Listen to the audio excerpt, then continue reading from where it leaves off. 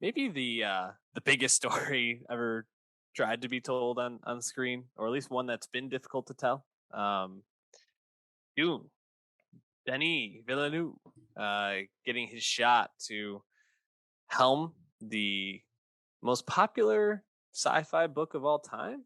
Is that right? Most best-selling, at least. Yeah, definitely sci-fi. Separate Lord of the Rings and stuff that's fantasy. Yeah, I think it's definitely the most Yeah. popular sci-fi book. Yeah, from 1965. It's quite the mythology for Dune. Now this is adapting part of the first book, which, as you said, has been done in rather poor fashion in the past, and other times didn't even get off the ground. So it's been a monumental task. And we should say, well, at least I have not seen the David Lynch one. Everything I hear about it is Yeah. that the actual, like, the theater cut or original cut was a mess. But that if you watch the director's cut, a lot of cinephiles really like that. Um, have you seen the original? Have you seen the David Lynch one? Have not, no, but as you say, it does have a cult following. Yeah. There's also the three-part sci-fi channel miniseries from 2000. Lynch movie was in 1984, and there's also the Jodorowsky Dune, Alejandro Jodorowsky's Dune that he never actually finished. Now there's a documentary about where all that went wrong. So there's some Dune stuff out there that you can experience. Of course, myriad books as well. So we finally got it, Dave. You went to the theater. I did not. My one theater viewing was used on the French Dispatch. I watched this at home. I feel like I still got pretty good experience from it. Um, I mean, just tell me about your theater experience. I mean, this feels like a movie that's meant to be seen like IMAX, right? Hell yeah. I mean, it was awesome. I think the Yeah. movie's completely epic. It's Mhm. gorgeous, looks great, sounds great, and to see that on the biggest screen possible, it's fucking rules, man. Yeah. Yeah. So as you said, you can see it on HBO Max, like all Warner Brothers movies this year. Denny was not too pleased about that development. He was one of the more vocal filmmakers about that displeasure.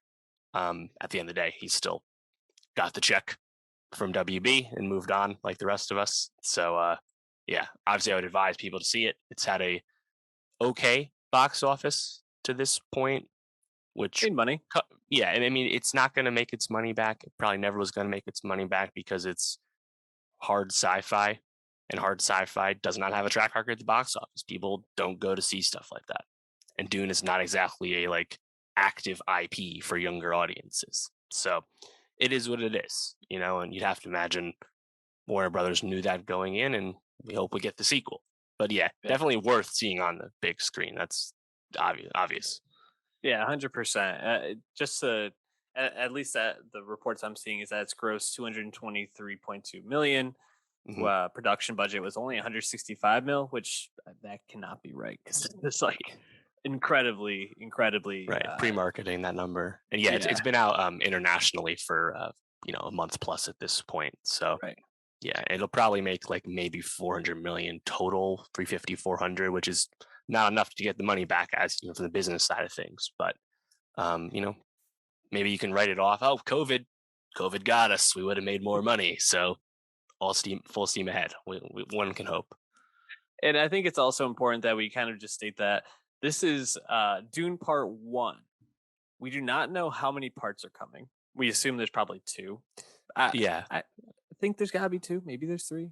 Well, and that's a great question because, as Denny said from the jump, he was adapting roughly half of the first Dune novel. Frank Herbert wrote six Dune novels. Then he passed. His son picked it up. A lot of prequels later. There's quite the mythology with Dune these days.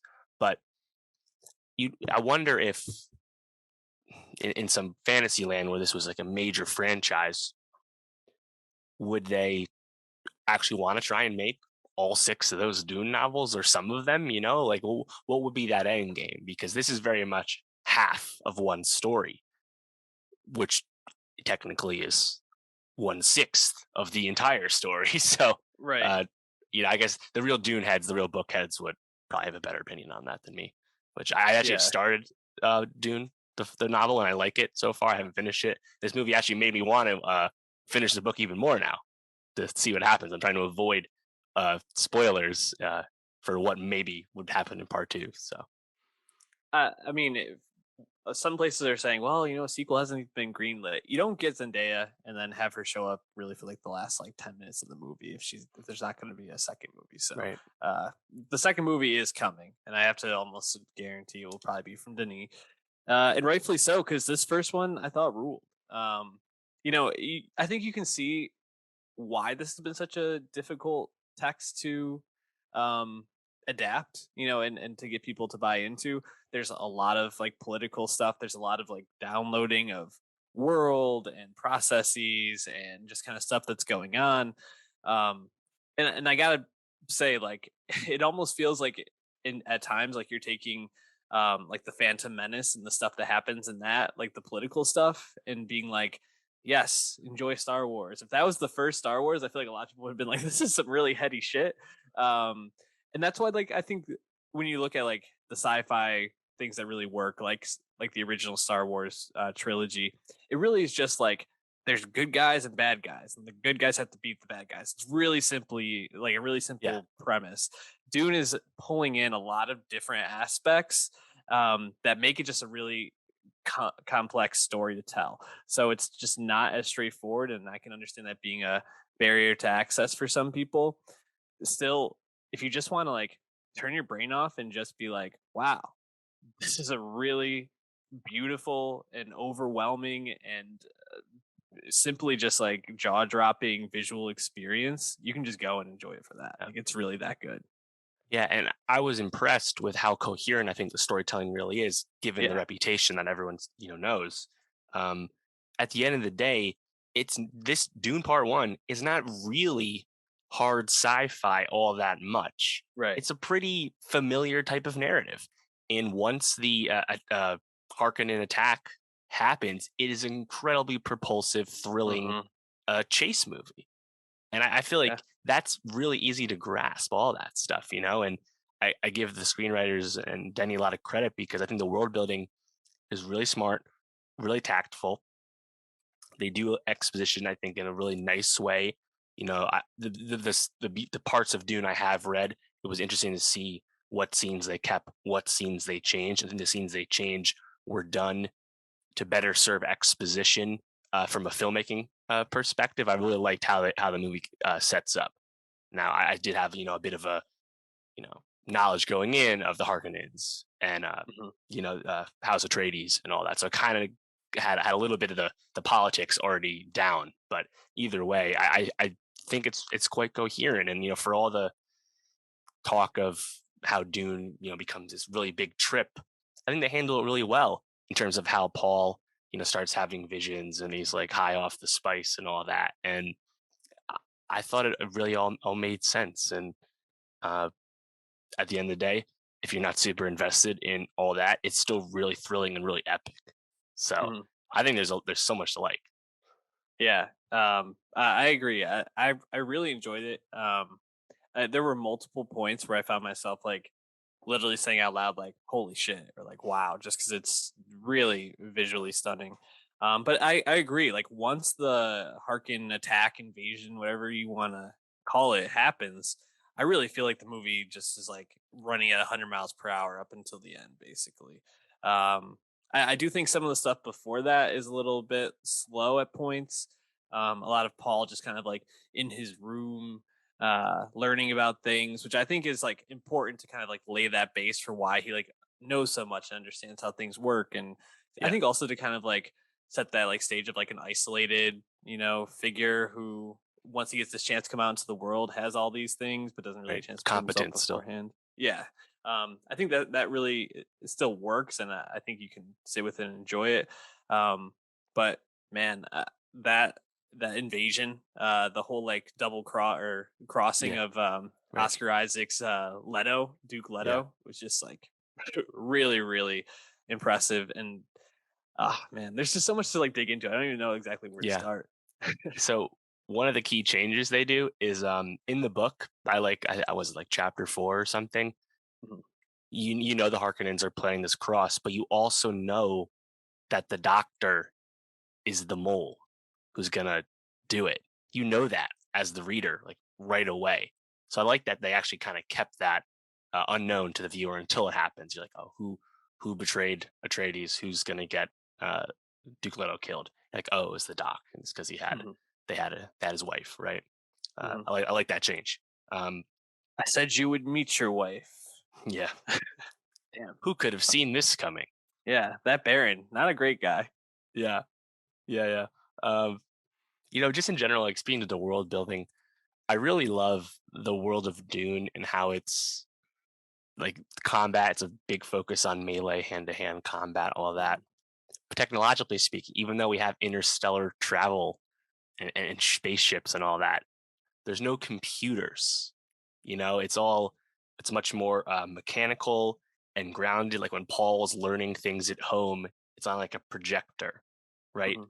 And then on the other side of things, you have these Mentat characters, Steve McKinley Henderson for Atreides and David Desmalian for the Harkonnens.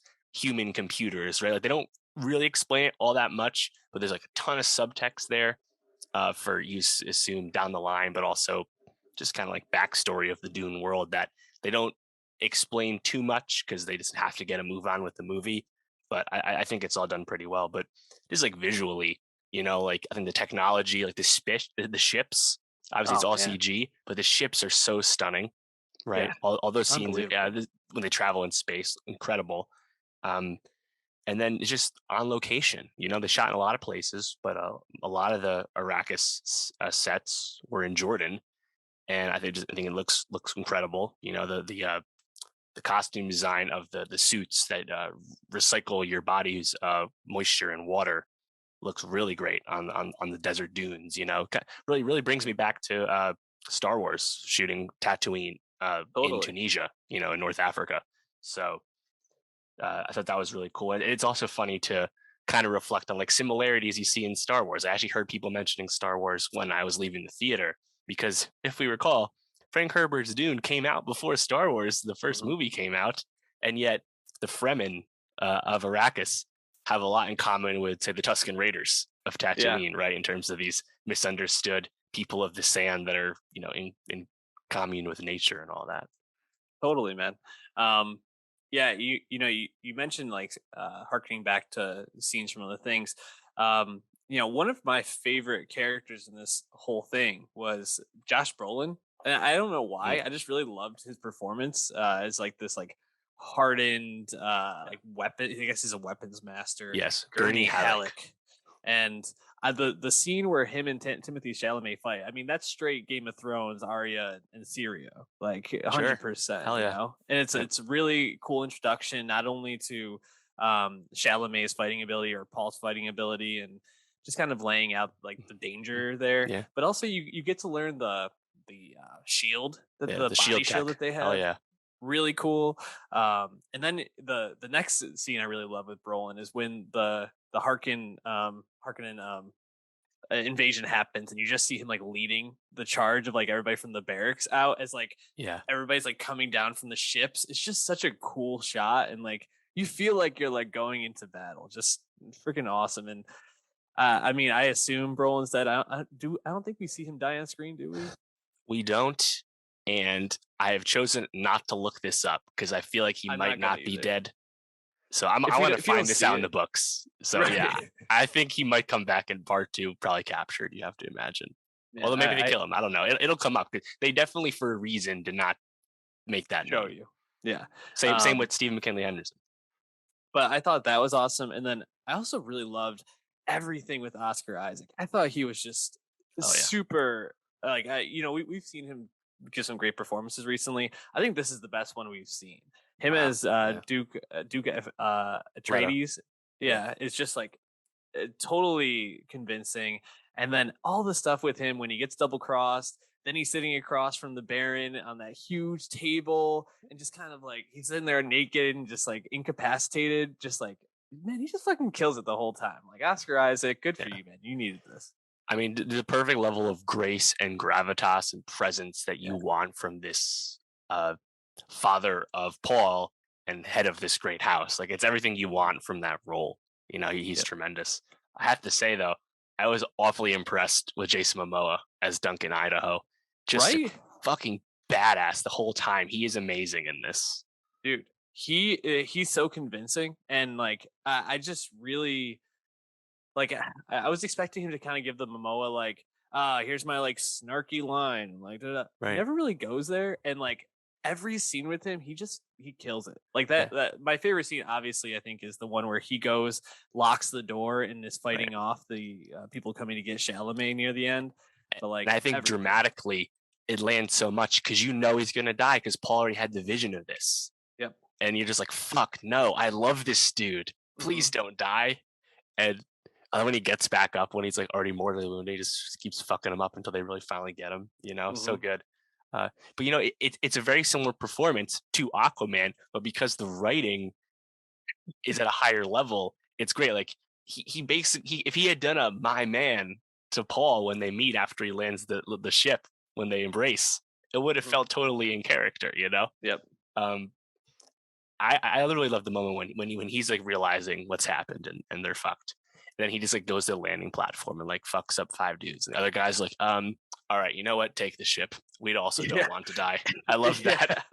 Yeah, amazing. And he's just like looking at them like, I'm gonna fucking kill you if you come in closer. Amazing. Yeah, great stuff. You know who else I thought was great in this, and like I don't always buy him, was Dave Bautista. And Yeah. like as the right hand man to Yeah. The Baron nephew of the Harkonnen. Baron. Mhm. Um I a lot of times Bautista, especially when he's, playing those alien roles, can it be hit or miss for me? I like him Mm. in the Marvel universe, but sometimes I just am like, okay, you're just kind of like a doofus there for You know, comedic effect. He's great in this, I thought. credit to Denny because one of the best Batista roles to this point is his small role in the beginning of Blade Runner 2049, of course, a Denny film. Yeah, I thought he was really effective. And if we get Dune Part Two, you know, watching Paul or whoever, maybe Gurney's still alive and he does it. Watching someone get the kill, that character was going to be great. Yeah, absolutely. And Skarsgård, man, how just fucking despicable he can be and gross as the Baron. He still Yeah, got it. He's hell still yeah, got it. He's still throwing 100. It's great. yeah. The scene with the poison too, Yeah. like I feel like we all knew it wasn't going to work, but just Mhm. like you're like, come on, Oscar Isaac, please He land timed it this well. plane. Yeah. Almost. Uh, Um, yeah. yeah. What other moments or things stood out to you? I liked the fight scene near the end between Chalamet and who was it? One of the Fremen. I don't know if we know his Yeah. name. The one who challenges them because Rebecca Ferguson's character, like catches Javier Bardem off guard and like he makes like Mhm. a challenge per their culture. I don't know Yep. if we know the name. I don't know either, but I thought that whole fight scene was great. And it obviously really sets you up with Chalamet and Zendaya, but um, just also like it shows his competence as a fighter and as someone that Yeah, could be the leader of whatever the next step is for him. I'm so interested in the story now, and I think, and yeah. like you, I really want to get the book just to kind of read it and know everything that's going to happen. Here's But my copy of the book. I have it from a used bookstore. nice. It's fucking hella old and fucked up, but I love having old fucked up books. So Yeah. that's my Dune. I've read like fifth of it, so I got a ways to go. Um, you know, speaking to that scene with the Fremen though, I love when Chalamet, when Paul, when he, like before they fight, he, like holds the knife like over his head. Hmm. Chalamet really, I think, did a good job with the action chops, the fighting chops. You know, he had not seen Yeah. him do this before, and I was kind of thinking, you know, obviously he's an actor we and many others have long since celebrated. He's the new Leonardo DiCaprio, but did Leonardo DiCaprio ever do a movie quite like this in his No. young career? I don't think he did.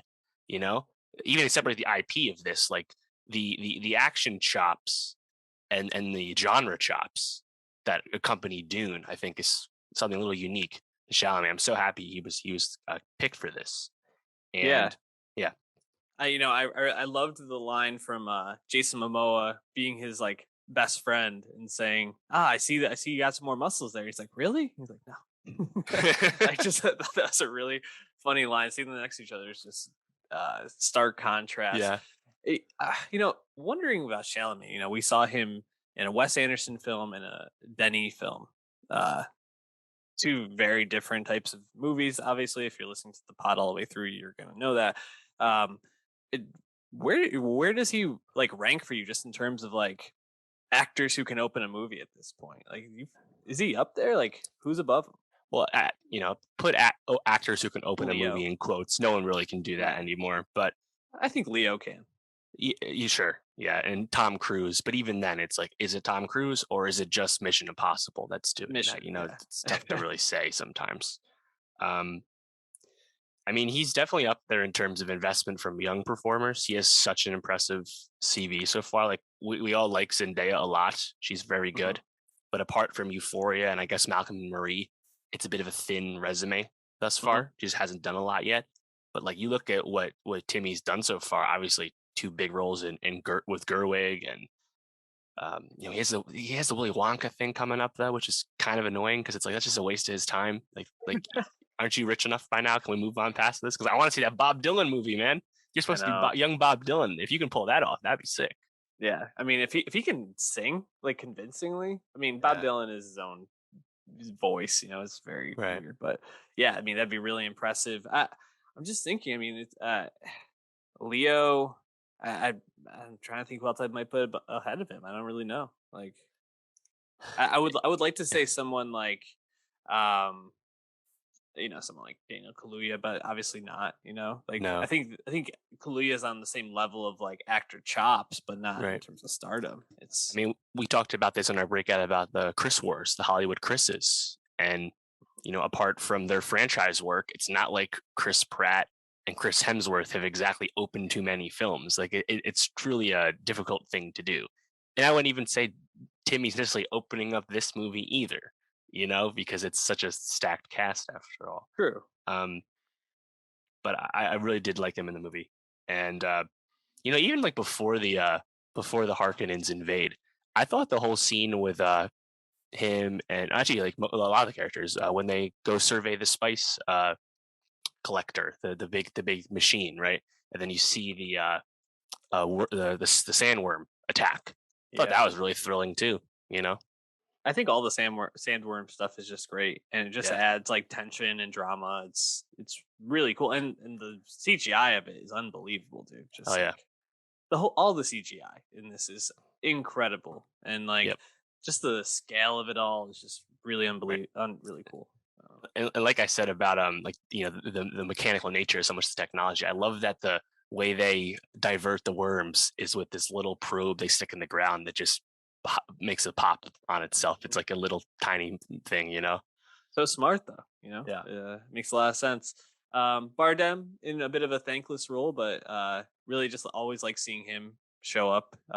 Hoping we get some more of him in the next one. Um, I don't know what else. What else stood out to you? What else? Yeah. What So I else? guess something that I noticed is slightly different from the beginning of the book is everything you learn about Jessica's order. This female uh fuck, I forget what they're called. The female Do you order. mean the Bene Gesserit Yes. or whatever it is? Yes, I and said then that you wrong for sure. guess that reach whatever however you say it. Yeah. This is this female order, and like that's a huge thing with like the mythological thematic stuff that's to come in terms of Paul's like status. He's obviously very much a messianic character um as a trope, but also like literally in the story, he's already being treated as that by so many of the Fremen, right? And Mhm. the scene you have with Charlotte Rampling's Reverend Mother, where like he puts his hand in the box. That's a really great chapter in the book, obviously, because we're in Paul's head as he's experiencing all this pain. I guess it's tough to really do it any better than they did in the film, but they do kind of take it a little further quickly because we see the Reverend Mother meet with the Harkonnens before the invasion, and you kind of like we're kind of learning the politics very quickly. Mhm. So where Lady Jessica fits in with that to come.